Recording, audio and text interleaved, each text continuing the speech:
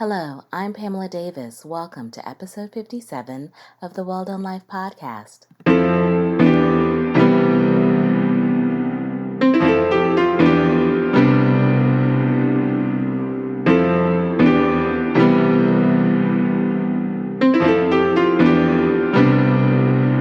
Welcome back to episode 57 of the Well Done Life podcast.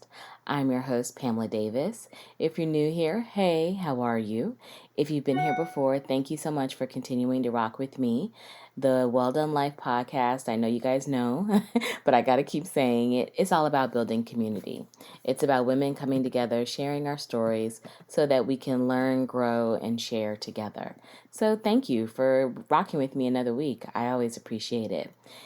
This week is definitely starting off different. I'm recording a little late this time. It's actually Saturday morning at 8:05. I got up early. I meant to record last night, but I was exhausted. Last week was a great week, but it was super busy and I was tired and I needed to catch up on some sleep. So I said, hey, let's get together Saturday morning. Let's power it out. I'm super excited about this week's episode. You know, we're doing mind, body, and soul. So I have a wonderful voice I want to bring to you, and wonderful guest. So we're going to dive into that in a minute. But, before we get into all of that, I want to kind of dial it back a moment and set the intention. I want to put good juju and love in the atmosphere for everyone. I don't know about y'all, but it seems like we're starting to kind of maybe round the corner with some of the stuff that we've been dealing with COVID-19.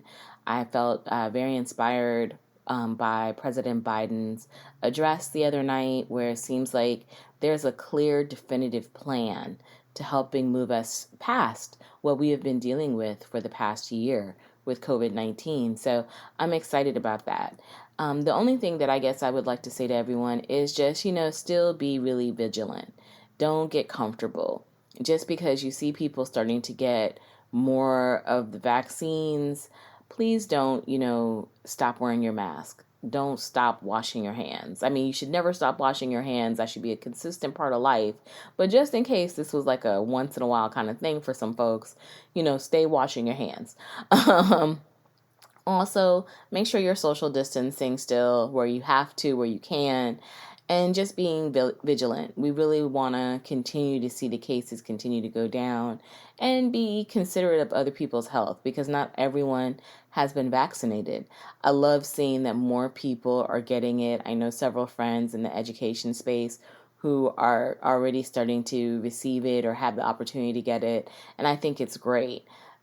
Because the more people that do, I think we have an opportunity to really get back to a sense of being able to move around better, to be able to spend more time together without having to worry about jeopardizing other people's health and safety. So I love that that's starting to come online. So but still, be vigilant, be vigilant. I also wanted to make sure that I continue to send prayers out into the atmosphere for everyone to be empathetic. There's just still so much going on. We've had so many things in the news lately. I would even think from Prince Harry and Meghan Markle to what happened the other day with Sharon Osbourne and Cheryl Underwood on The Talk. I think people are losing sight of empathy and losing sight of being able to actually hear someone and understand their perspective, and being able to have a conversation like adults and understanding that you can disagree and not necessarily have to tear each other apart while you're disagreeing, and be respectful of everyone's experiences. Everybody's experience is different, and whether you lived it or not, if that person felt it, I always remember what I was told in business and in life: perception is reality. And even though you may not understand where that person's perception is coming from, if that person felt it, there's something that happened in that experience that made them feel that way. And you should you should seek to understand. Understanding doesn't necessarily mean agreeing. But I don't know, like I said, I like to say prayers out in the world for empathy, because I feel like empathy is in short supply. And it is one of the things that we have to be really cautious of as we are moving forward through this very progressive time. We have to understand everyone's experiences are different, and we can't act like just because something doesn't affect us that we cannot be empathetic, that we cannot try to seek to understand. I even think about what's happening in regards to the increased violence against Asian Americans. That's ridiculous. We have to stop racism in its tracks. We have to deal with the ills of our society in that regard. Racism is one of the greatest ills, and it is rooted in hatred, but it's also rooted in xenophobia. And xenophobia is the lack of understanding or fear of what is not like you. So we have to get past it. So kind of, I guess that's my soapbox moment, but it's not really a soapbox moment. It's more rooted in a prayer. It is truly sending love and energy into this world, that again, we become more empathetic, that we learn to stop being siloed in our thoughts and become critical thinkers again, and sympathetic and understanding to other people's experiences, even if they are not our own lived experiences. Because you can't discriminate against one without discriminating against the whole. And that's just how it has to be. So, anywho, that's my soapbox moment for the pod. But hopefully, again, it gives you something to think about, and just something hopefully that we can work on as a group and culture together. But like I said, I have a wonderful voice that I am very excited about sharing with you guys this week. We kicked off kind of a mind, body, and soul format of content that I'm going to be bringing you guys last week with Miss Diane Diaz. And if you haven't had a chance to check out that episode, please do. It is episode 56, Who Are You? Defining Your Brand. We had a great conversation about personal brands because, like I said, Boo, you are a personal brand, believe it or not. And the more that you tap into who you are, your thoughts, your meaning, your person, the more it will help you be able to advance, not just in your job, but in your life, as well as even guiding you toward fulfilling your dreams. So definitely invest in yourself. And also this week, even kicking it along further, I now want to deal with the body and wellness. And it's so funny. I think everyone thinks when you talk about the body, it's all about, physical fitness. And I think that's a part of it. But I wound up having a great conversation with today's guest, Ms. Shannon Green, about how it's not just physical fitness. It seems like her journey for wellness is rooted in mindfulness, and how that really is the center of being able to find it all.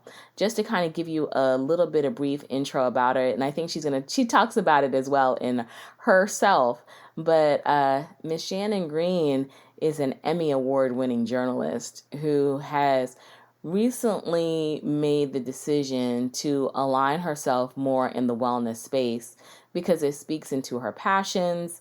When you listen to her talk, you can clearly hear she is very invested in health and wellness, and just about her experiences as a mom, as a wife, as, like I said, a former an Emmy award winning journalist, into how she is now transitioned fully into the health space for her career, as well as she's pursuing her passion of wellness. So stand by, and Ms. Green will be with you shortly. Tell us a little bit about yourself. Hi, I'm so happy to be here. Thank you for having me. So that's always a hard question. Tell people about myself. Yes. I feel like right now I'm in a space of my life where I'm really trying to define how I want to define myself. Is it mom first? Is it wife first? Is it personal life, professional life? That's really been the whole journey of my life the past 3 years since I had my second daughter. So I know that was a very long-winded intro, but I guess in the very, simple sense, I am a woman on a journey for whole health, wellness, and also want to pursue my passions, which is largely storytelling. I love to write.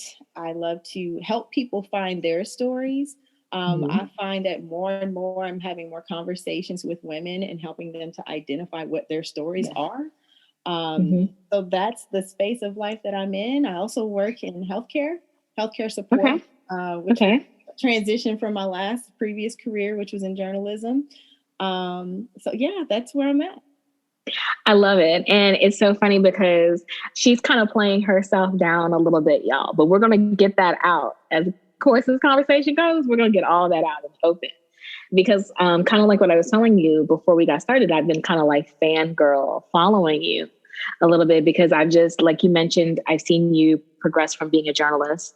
And I mean, of course, an Emmy award winning journalist. She's downplaying that job. Stop, but keep going. Exactly. So, to obviously now working in more of the healthcare space, my first question is, how did you make that decision to go from that to healthcare and wellness?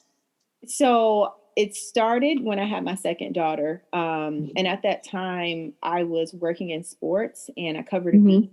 That's a lot of travel, breaking news, high stress, high pressure job.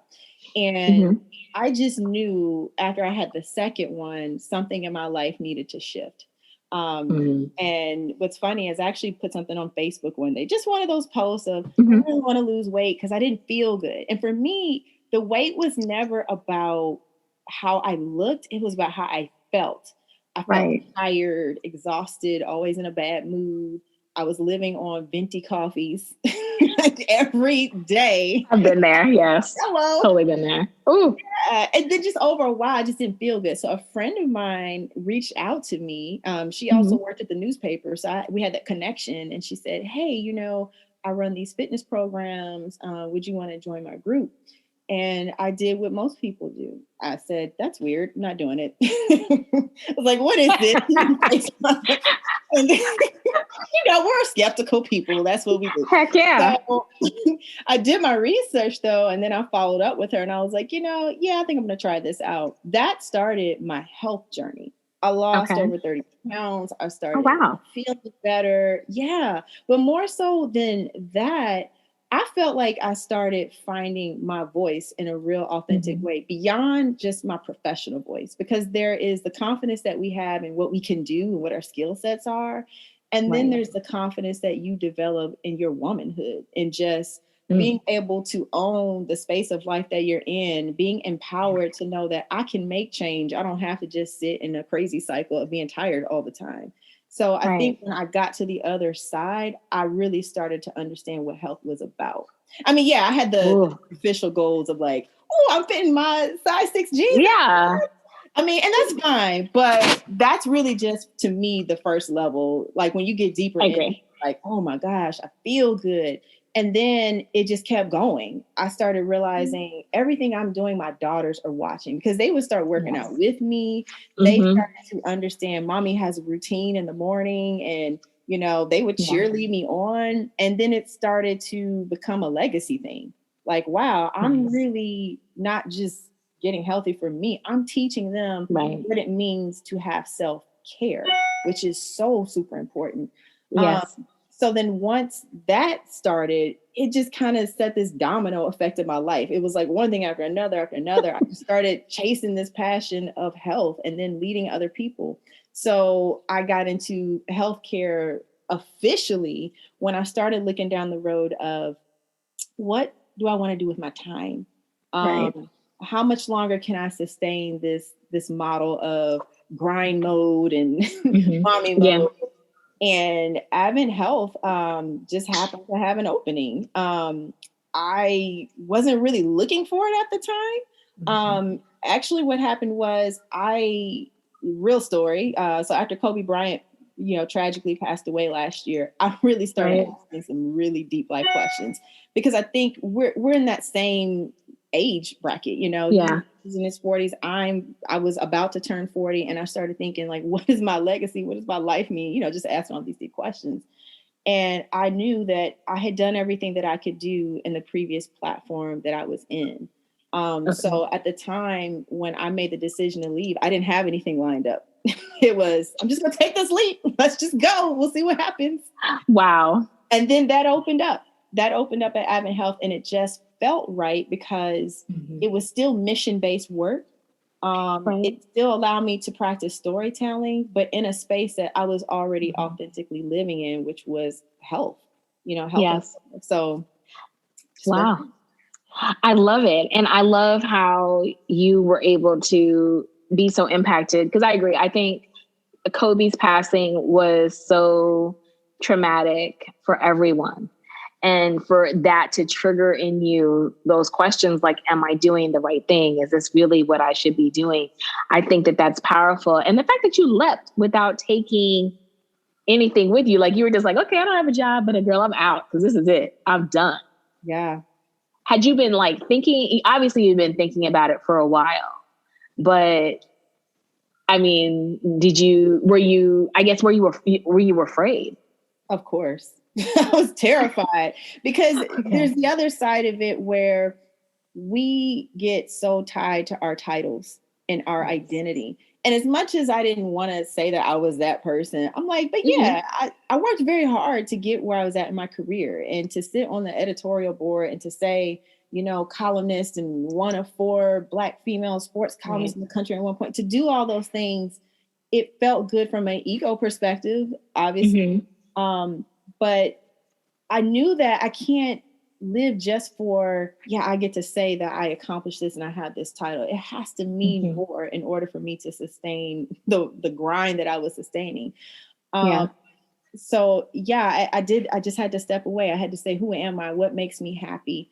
What kind of mom do I want to be? That's a whole different journey too. The working mom juggle is incredibly hard. And I feel like we need more women talking about what that really means to have a career and to career climb and also have small kids, and all the sacrifices that you make. And I have no judgment on what anybody decides to do. I think women who choose to stay home, my mom did that with me when I was younger. I think that's a honorable thing to do. I think women that choose to say, I want to continue my career journey, that's an honorable thing. It's hard. It's all hard.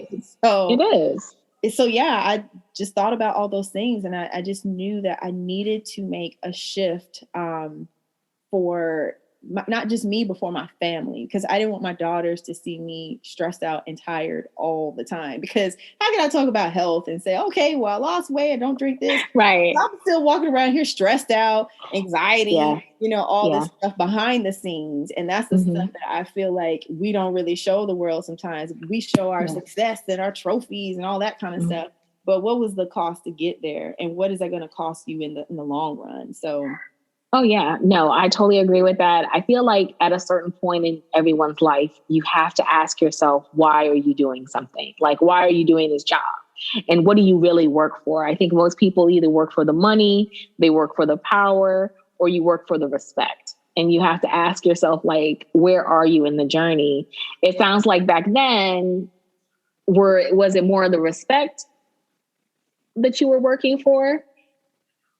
I think it was multiple things. So it's the storytelling part for me is always what drives me to do everything I do. I love to share stories. I love the impact of storytelling.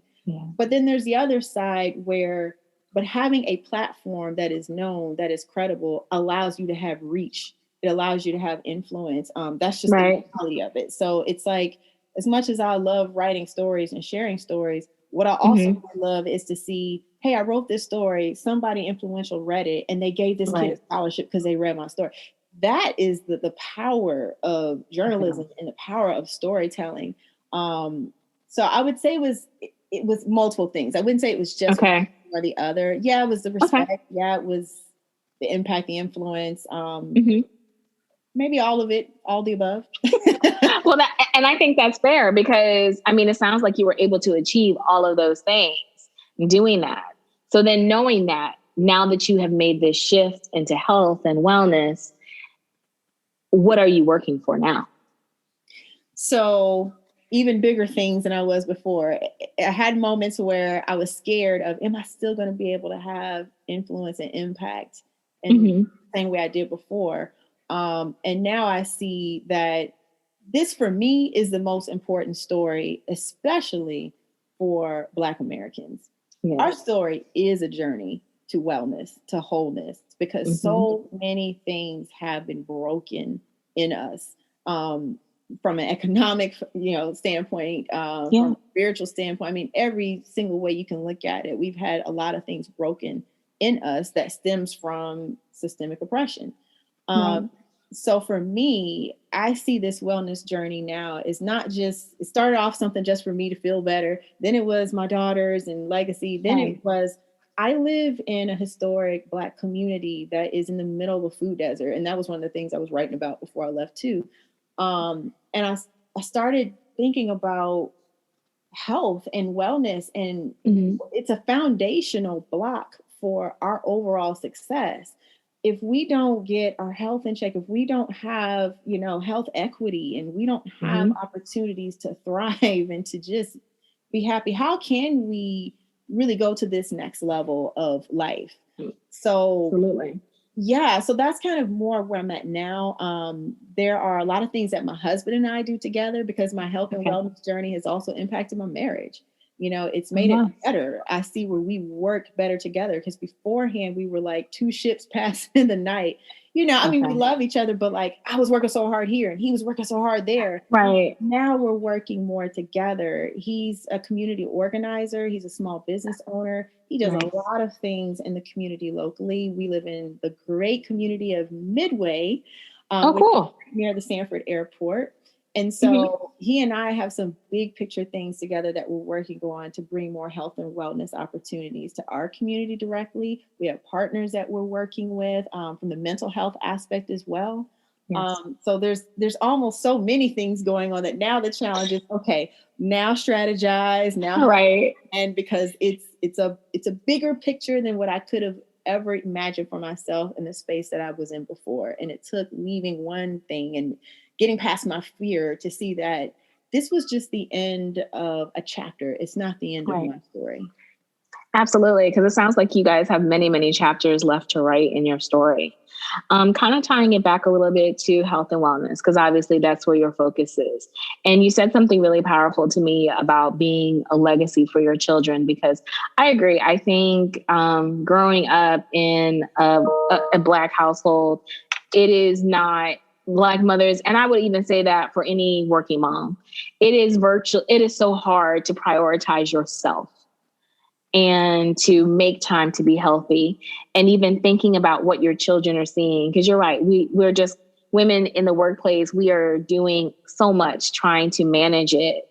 What is your vision or about what women can start to do, or tips that women can start to do now to help get them aligned better on the health journey?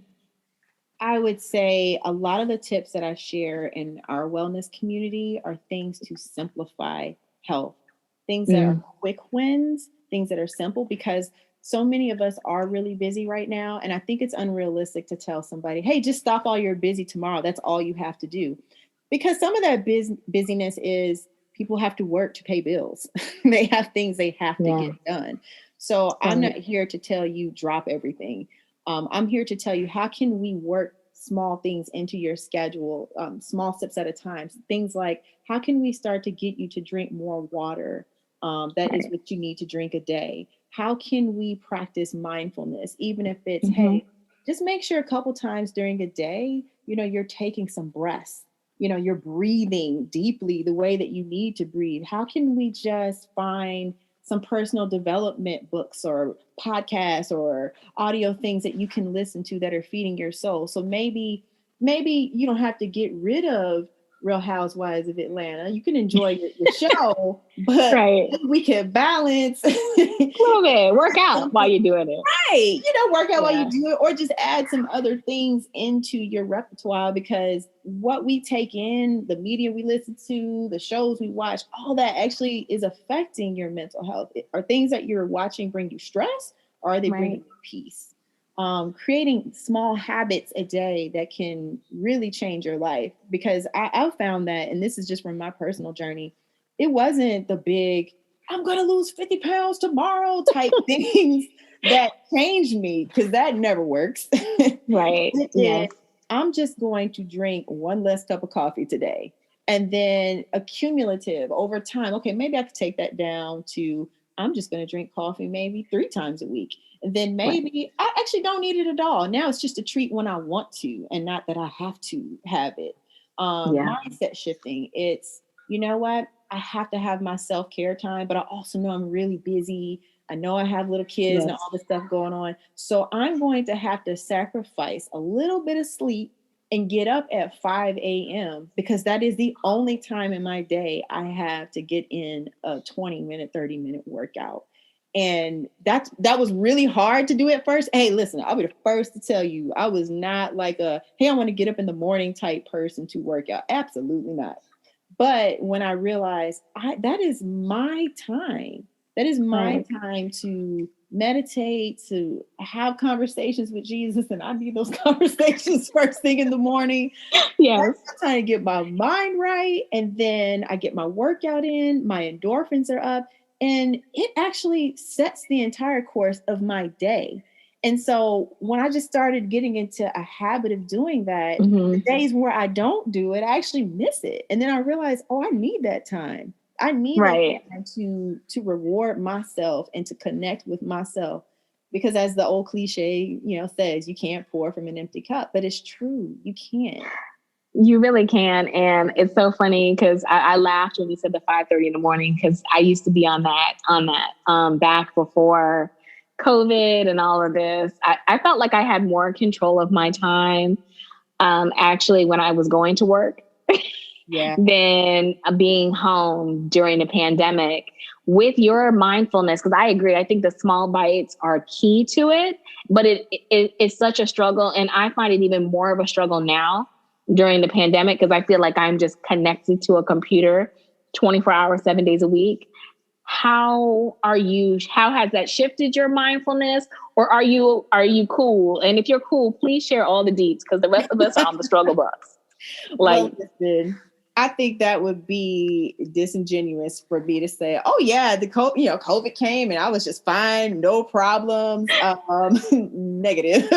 No, I got hit just like everybody else.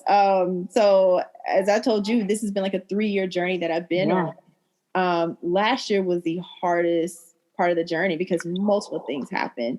I started working in healthcare. 2 weeks later, the world shut down after I got into it. And I was like, wait, what? What just happened to my life? This is not what I came here for. So high stress. Also last year, I found out my daughter was diagnosed with Tourette syndrome, ADHD, and general anxiety. And I knew something was going on because the pandemic didn't just affect the adults, it affected the kids.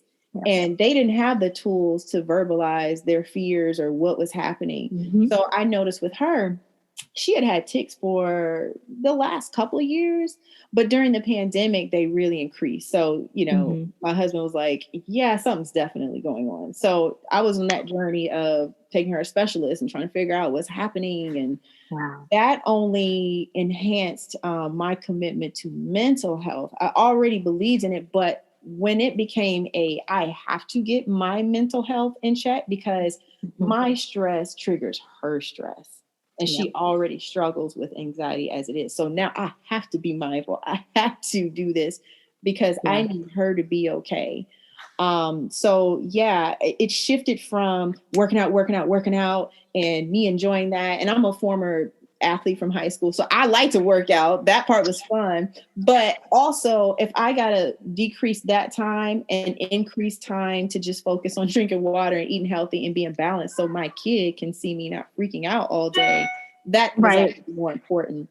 And so that's where I think your health journey can shift in terms of maybe this is a season where it's less hardcore workout and it's more meditation. Or maybe this season you're doing more physical workouts and you're focusing on it. So I don't think it has to be on 10 in every single area all the time. I think that's unrealistic. I think we have to be mindful of our season of life that we're in, and we have to be able to pivot and be mindful of what's happening. But you can't be mindful of what's happening in your life if you're not connected to yourself, if you're not like taking the time to be quiet and to be still and to say, okay, what's going on? Why do I feel off?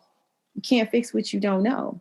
Also started seeing a therapist. I am a hardcore advocate of therapy. Yeah.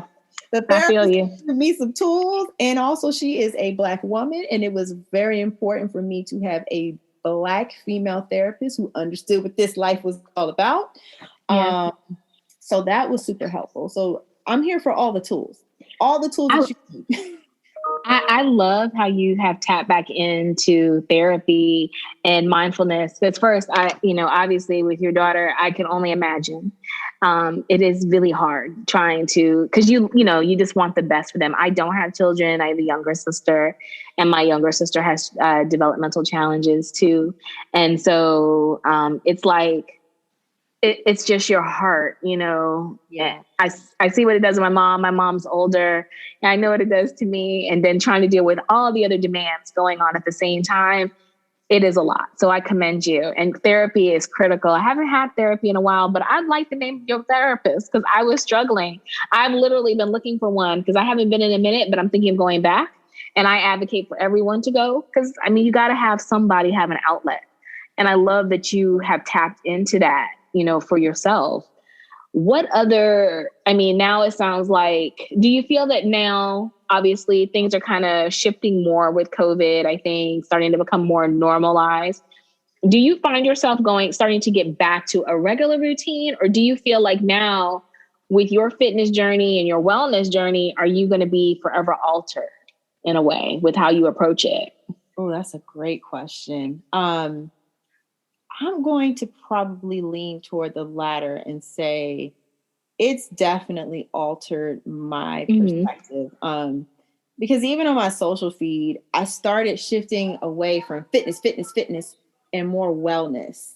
Because I didn't even realize when I started it that that's what I was focusing on. And there's certainly nothing wrong with fitness. I am a fitness advocate. I still hardcore believe in it. Right. But I think there's a difference between saying I'm fit and I'm well. Yes. Because wellness really incorporates the soul, the mind, all the other pieces, whereas fitness is just a piece of wellness.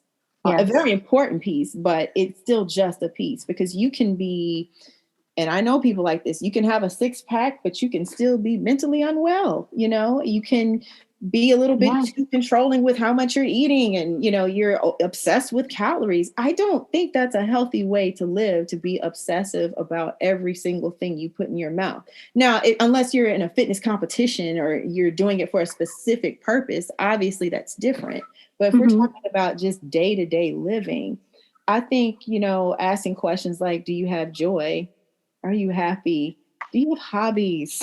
Yes. What other things in your life are bringing you sparks beyond just your fitness? Or for a lot of us in particular, your career. Is that the only way you define your success?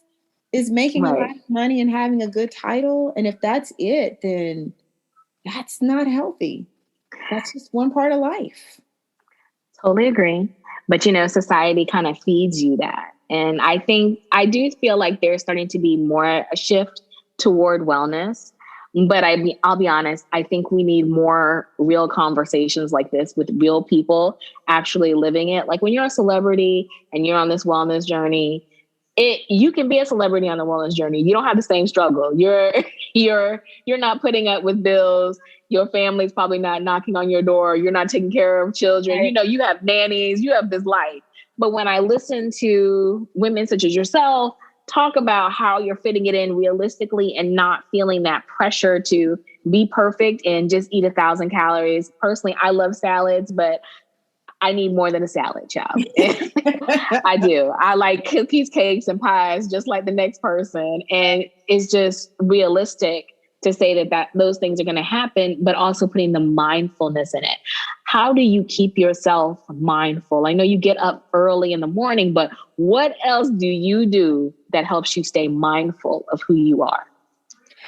So I think having a program and a system has been super helpful for me, so that I don't have to do all of the thinking and figuring out all the things. I will follow systems. So I do use programs and I do subscribe to services where they have meditation programs. They have sleep tools. They have just like anything else in life that we do when we want to get good at it. You don't just figure it out on your own. You study, you follow other proven systems that work.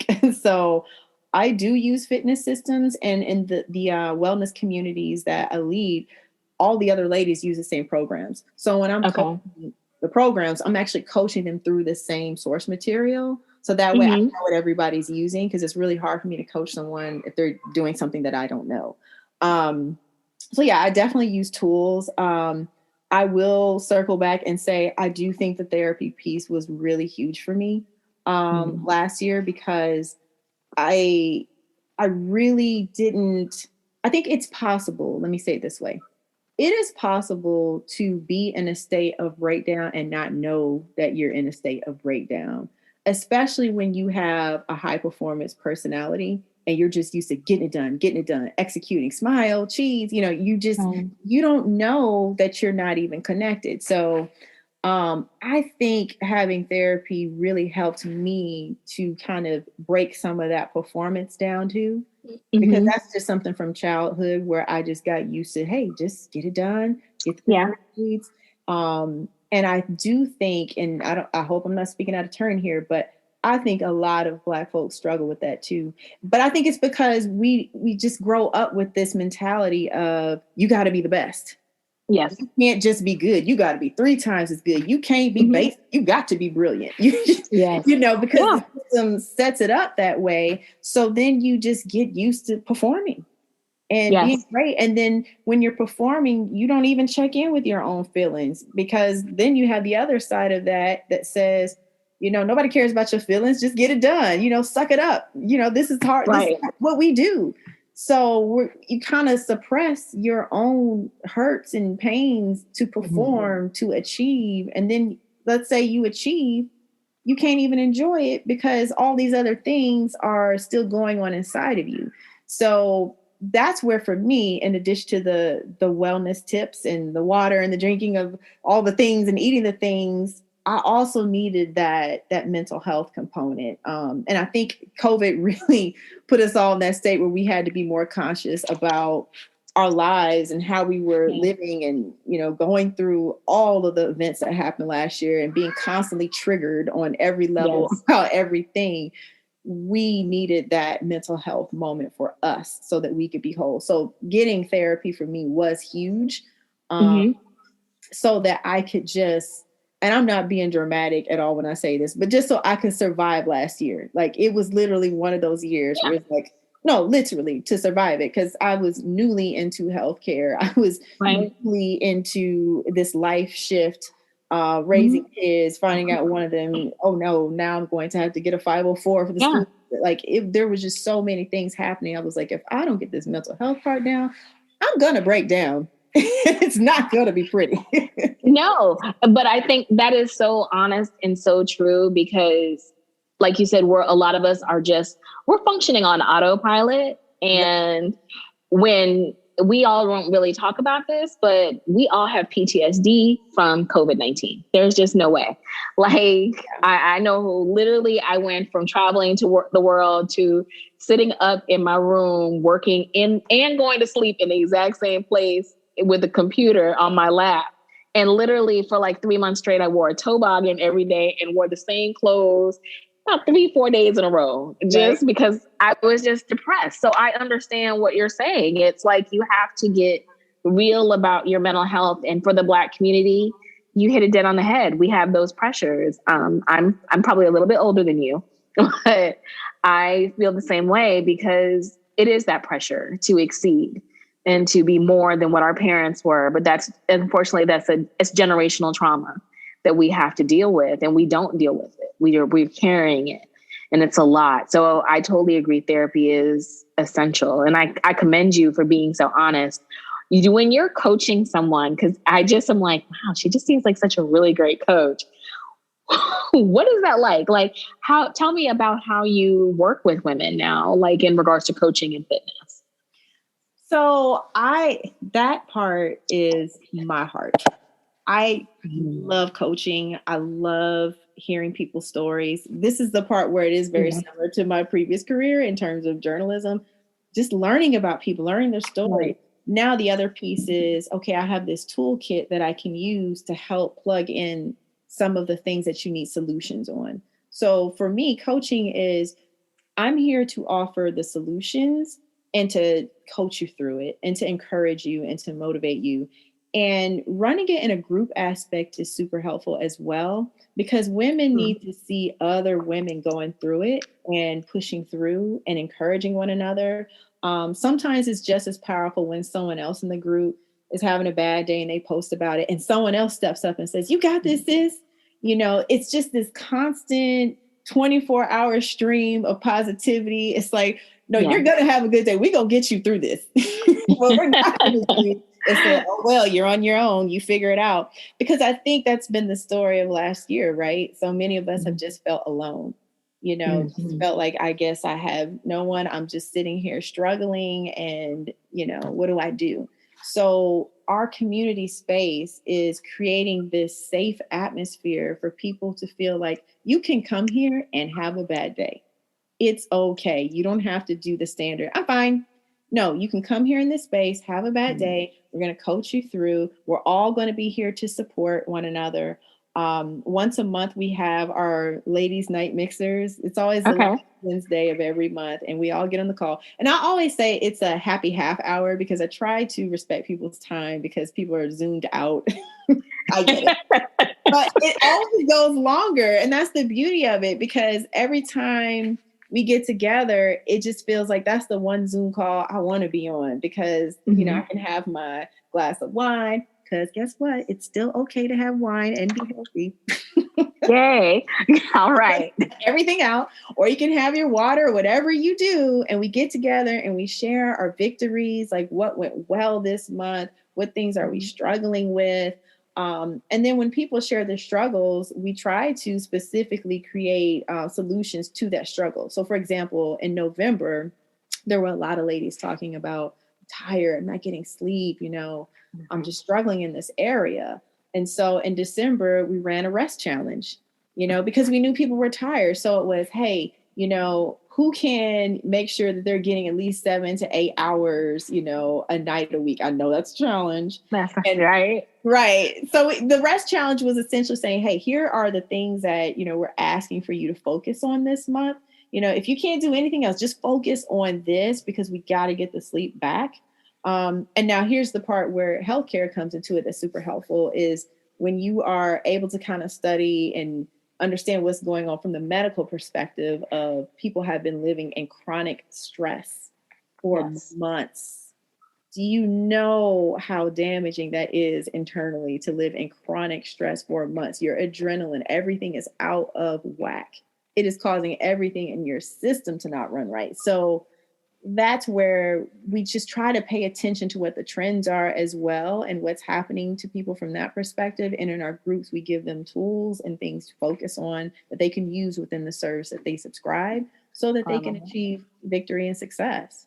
So it's, I mean, I hate to make it sound corny, but when we go into our group chat and people are just constantly posting, "Hey, I'm doing good today," or "Hey, I struggle with this, but I got back up," or whatever it is, it immediately changes your mood to know that when I come into this space, it is all love. It is all support. It's not judgment. It's not, "Why didn't you do this?" It's, "Hey, well, when you get back on, we'll be here for you." I love it. So it's not just about like, because typically for other fitness groups, I know I've been a part of some, it's, you know, post this recipe, let's talk about this exercise. It sounds like you're like you said, you're leading from the wellness perspective overall.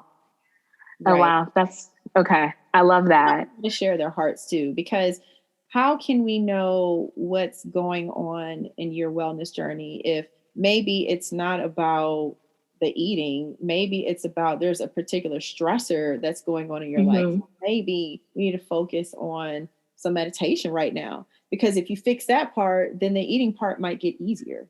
I mean, eating is a way that we respond to stress, but maybe the issue isn't the stress. So that's where we really try to focus on all of the aspects and not just workouts and eating. Yes, that's a huge part of it, of course. I'm not going to undersell it all, but also, are you doing okay? Do you feel connected? Having community support is very helpful to achieve success in anything, because we can't have any kind of success in any form of life in a silo. We have to have a team. We have to have support, mentors, or just people on the journey with you. So that's a big part of how we run the group, is the community support. Because truthfully, you can go work out anywhere. You can go on the internet and look up, meal plans. You can do that. Right. You can also do it with programs and products that are proven, and also do it with a community that's doing the same thing and supporting you, and get success that way too. So I love the vibe that we've built. I love that. I like how you're creating that vibe. I love how you're centering it around wellness. When you guys are working out, it sounds like, are you guys doing Zoom workouts, or how are you guys managing to do that right now? Or does everybody kind of work out on their own? It's a mixture of both. So we have a virtual gym. And so, so it's like people log on whenever they can. We have a group of people that go in the morning. Some people prefer to do it late at night, depending on what their schedules allow.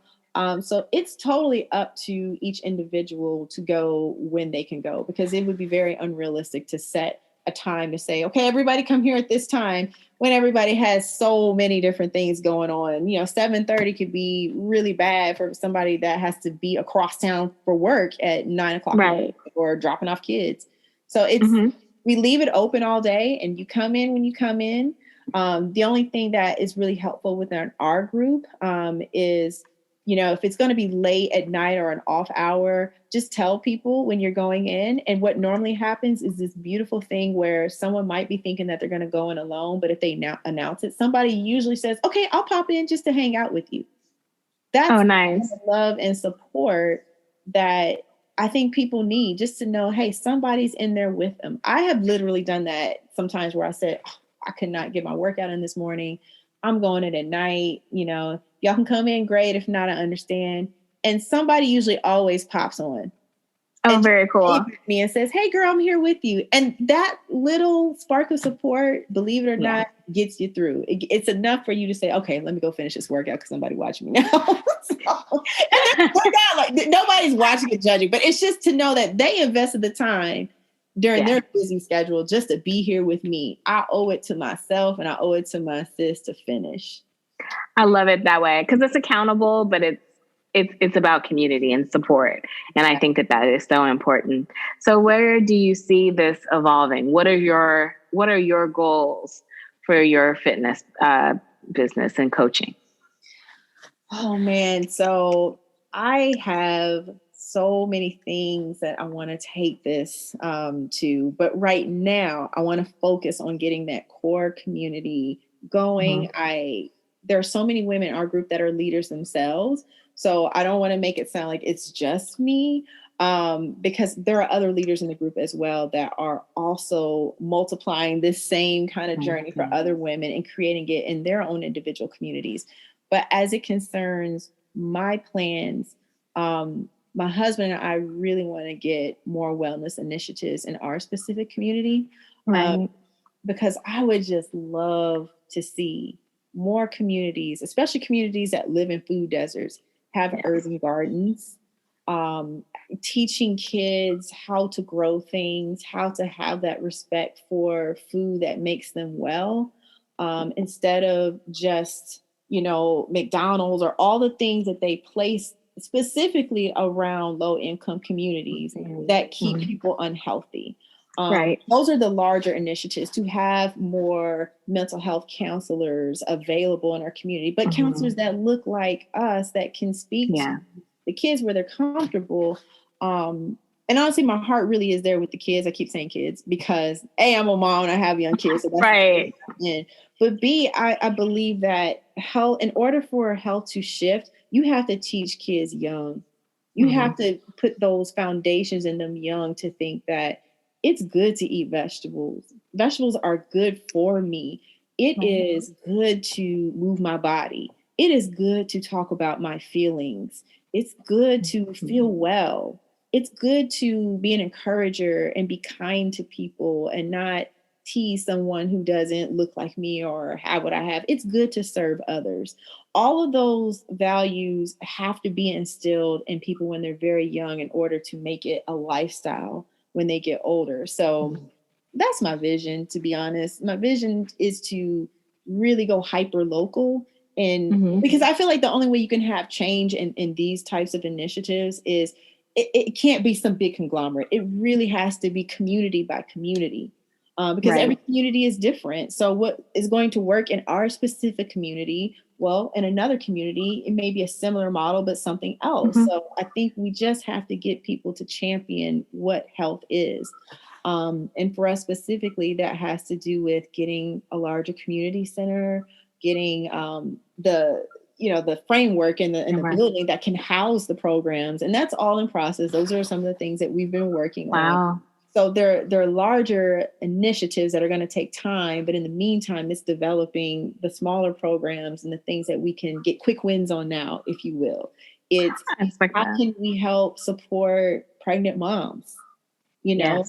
How can we help getting them eating well earlier and teaching them some tools that they can do while they're pregnant and then practice with their kids? Because I know how important that was for me in my wellness journey. Was once my second girl got here and I looked at her and I was like, I cannot be the best version of myself, tired and stressed out all the time. I owe it. They didn't ask to be here.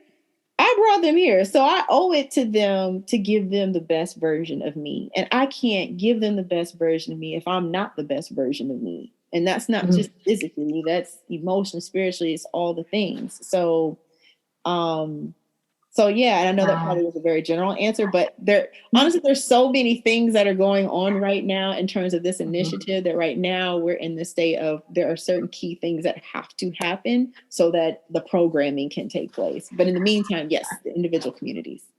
I love it because again, it's grassroots, but you are thinking long-term and you're thinking generationally and you're thinking 360, like a 360 approach. It's not just, okay, I need you to diet and exercise. I need you to be well mentally. And I think that that's where we're on. This is about a wellness journey overall, not just a weight loss journey, which I think a lot of us kind of get saddled into. So I love that personally.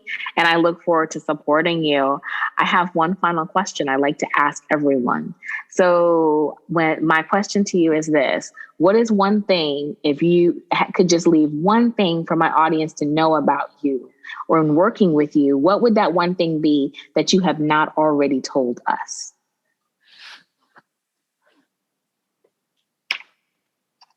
Be prepared to transform. Oh. Be prepared. Oh, wow. And when I say prepared, I mean, there's a difference between saying, I want to do this versus I'm ready to do this. Yeah. And I think a lot of people want to, but are you ready to? Because you're ready to work. We're going to work. That is actually kind of like scary and cool at the same time, the way that you said that. Because you sounded like, okay, girl, I'm about to work you out. You in it? I'm in it. Well, hey, listen, for me, it's as simple as this. You can't achieve any goal in your career, anything in life, if you're not ready to put the action behind it. So just like, in journalism land, hey, I want to write this story. Okay, well, I have to go do interviews. I have to put the story together. It has to go through edits. It goes through its process. It's the same thing in health and fitness. Okay, I want to reach this specific health goal. Okay, well, then you're going to have to make working out and you're going to have to make meal prepping and you're going to have to make these things a part of your lifestyle. Now, how you do that can vary based on what your tools, resources, time, is. I don't think you have to go crazy on meal prepping and, prep 2 weeks worth of meals. And I mean, hey, the people who can do it, wonderful. Yeah. Wonderful. Yeah, but But if you cannot, do not be defeated by the big goal when there are still small wins that you can have. Maybe just prep dinner this week. Maybe just start. True. Yeah, I like that. Let me get like one meal under, because 7, 12. No, I can't do that. But I like the one. Small bites. So I'm really excited that I got a chance to share you with my audience. So tell us all the deets. How can we find you? How can we follow you? How can we support you? And I'm going to put everything in the show notes, so don't get freaked out. No worries. Well, definitely, if you go to my Instagram at I am Shannon Green, I have a interest form. So if you're interested, you can fill that information out. I'll get back to you within 48 hours. You can also email me shannongreenfitness@gmail.com. Those are the best 2 ways to reach me at this point in time. And if you're ready, we're ready to get moving. We're ready to get going with you, because when you feel well, you will get addicted to that feeling. You will get addicted to that more than, oh, I got to look at the scale today. No. You're going to want to feel well and wake up and feel good about yourself and good about the choices that you made today to take care of you, because you love you. I love that. And I definitely, like I said, I'll make sure I have it in the show notes. And I'll probably be emailing you because I need to feel better. I had a realization yesterday walking around Epcot that I was like, ooh, so I might need to change up something else besides the food. But anyway, so we will talk about that on the side. But I would love to have you back, because really this is kind of a part of a mind, body, and wellness journey that I'm on. I've just kind of felt led that right now with everything going on, I feel like my audience needs more intentional content focused around mind, body, and wellness. So I would love to have you back to continue to talk about where you are on the journey and share different things that you are doing, as well as things that we can do to help us. Because I think we've kind of all discovered through this conversation and beyond, it's going to take baby steps, right? Really, just to make this a lifestyle, not just something we do as a passing fancy. Absolutely. I would love to come back. Awesome. So I definitely will have you back, but I want to thank you for staying and talking to me and spending this time with me, because I know you were busy, and it's just a pleasure because I'm just so inspired by you. Thank you so much. And I love all the work that you're doing. I'm so glad that we got aligned in our time schedules. We are going to keep this conversation, because it's a conversation that's going to go on for a while. And I'm so glad to see the wellness movement continue to pick up. And if COVID did nothing else but to really make us be intentional about our health and how we move in the world, then you know what? I'm glad that we are being mindful now, and that we're going to do what we can to take care of ourselves. Whew, that was such a great conversation. I want to thank Shannon again for sharing her time and her energy with us today. I thought it was just such a great opportunity to really speak with someone in regards to health who is so passionate about it, but she's also extremely mindful. She's really looking at a 360-degree approach to wellness and the body. And I think that that's something that after COVID-19, we are all kind of taking a deeper dive in. So I want to make sure that I provide people who are great resources for you all as you're on your health journey. Again, I'll have all of Shannon's information in the show notes, but that pretty much wraps up this week's episode. Like I said, I really hope that you enjoyed it. I hope you got some nuggets from it. Again, I want to thank Shannon for spending her time and energy with us. All of her deeds and my deeds will be there. And keep letting me know what you guys want to see on this mindful journey that I'm on. I mean, mind, body, and soul and wellness. I'm going to definitely hip you to some of the people that I fangirl about who I think should have more of an amplified platform. But if there's other people that you are in touch with, let me know. I'm always open to finding new people, new intentional resources, because, hey, that's what we're doing here. We're building community, sharing resources, growing together so that we can all live the well-done life. I hope you all have a wonderful Sunday, because you're listening to this on Sunday, hopefully, or later in next week. And I will talk to you guys next Sunday. Have an awesome one. Bye-bye.